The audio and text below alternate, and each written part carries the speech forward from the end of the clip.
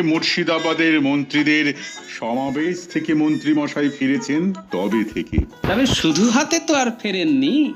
তার মানে মানে কত লোকে কত কি নিয়ে আসে, মন্ত্রী মশাই মাথার ব্যামো নিয়ে এসেছেন।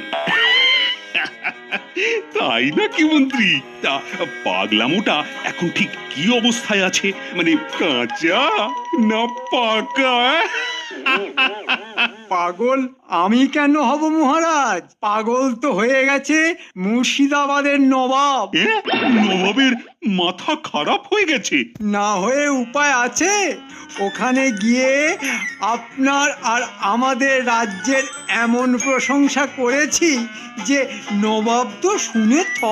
এ, তাই নাকি? আরে করেছো কি মন্ত্রী?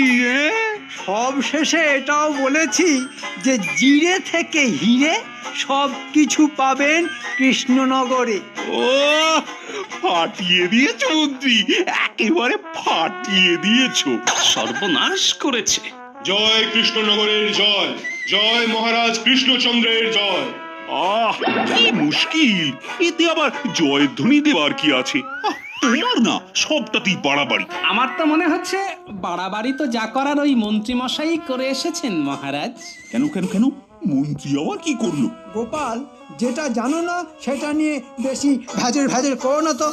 হ্যাঁ হ্যাঁ হ্যাঁ, ভাজাভাজি যা করার তা তো আপনিই করেছেন মন্ত্রী মশাই। ভেজেছি তো, এমন ভেজে এসেছি মানে কৃষ্ণনগরে এমন সুনাম করেছি যে নবাব শুনেছে আর শুনে লুচির মতো